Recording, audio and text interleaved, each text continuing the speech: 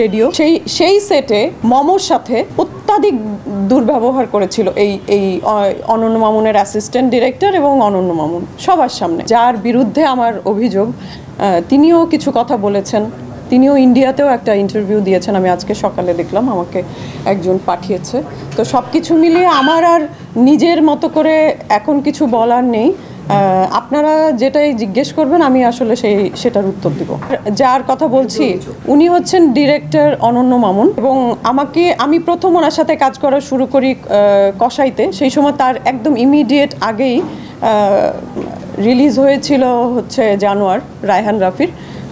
ওটা যথেষ্ট হিট একটা প্রোডাকশন ছিল। তার পরপরই উনি এই কাজের জন্য আমাকে নিলেন, সেটা হচ্ছে কসাই। এবং কসাইতে আমাকে যে স্ক্রিপ্টটা দেওয়া হয়েছিল সেই স্ক্রিপ্টের বেসিসে শুটিংটা হয়নি। তো একদম শেষটা যেটা ছিল, আমি 100% প্রায়োরিটি দেখেই আমি স্ক্রিপ্টে কাজ করতে গেছি, কিন্তু সেখানে যে একদমই আমি ডিসহার্টেড হয়েছি। তারপরে আমাকে একটা বুঝ দেওয়া হলো। আমি বললাম যে ভাইয়া, আমি তো আসলে একটা হিট প্রোডাকশন করে এসেছি, আমি আমার নিজের প্রায়োরিটি দেখে এসেছি, আপনি এই জায়গাটা আমাকে এইভাবে কেন স্ক্রিপ্টটা একদম দেন অ্যান্ড দেয়ার চেঞ্জ করে দিলেন? এটা তো আমার প্রায়োরিটি ফল করলো না। আমি আসলে কি যেন অনেক কিছু আমাকে বুঝিয়ে বলল। আচ্ছা ঠিক আছে, মেনে নিলাম।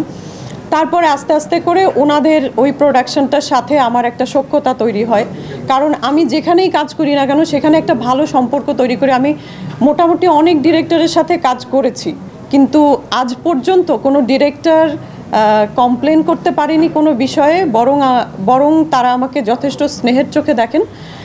এরকম যাদের সাথে কাজ করেছি তাদের সাথে কথা বললে পরিষ্কার বুঝতে পারবেন। তারপরে তাদের সাথে একটা সখ্যতা তৈরি হলো। রেডিও নামে একটি চলচ্চিত্রের জন্য ওনারা প্রস্তুতি নিচ্ছিলেন, রেডিও চলচ্চিত্রের জন্য প্রস্তুতি নিচ্ছিলেন। তারপরে আমাকে একদিন কল দিয়ে বললেন যে আপু, কিছু যেহেতু সেই সময় অলরেডি তাদের সাথে আমার একটা ভালো সম্পর্ক তৈরি হয়েছে, সেই সম্পর্কের জায়গা থেকেই বলছে যে ক্যারেক্টারের প্রায়োরিটি আছে কিন্তু বেশি একটা উপস্থিতি নাই, আপনি কি করতে চান?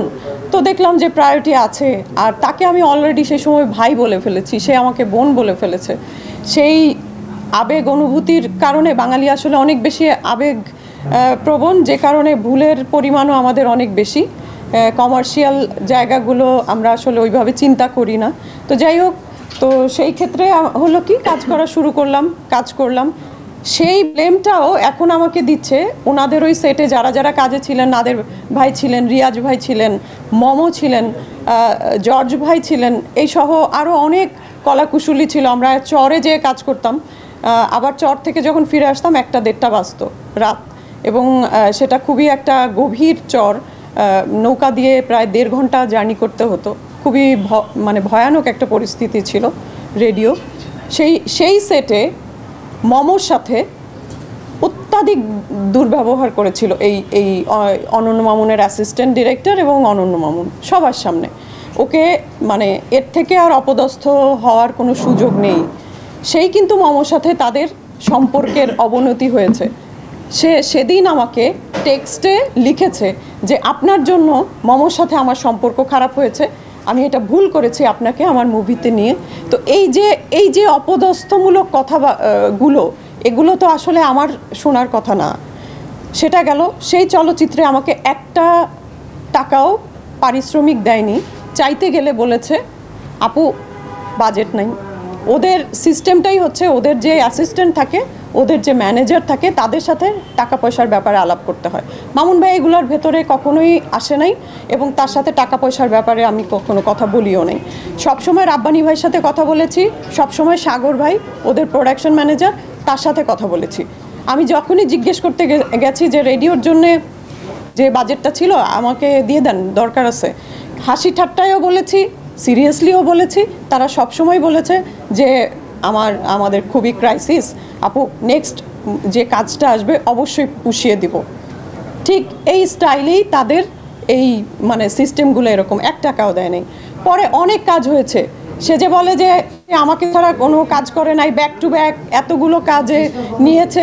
সে অনেকগুলো, আমার সাথে পরিচয় হওয়ার পরে অনেকগুলো কাজ করেছে, তার ভেতরে 3টা কাজ আমি করেছি। কারণ হচ্ছে আমাকে তার ওই কাজের জন্য দরকার হয়েছে, ক্যারেক্টারে দরকার হয়েছে, তাই।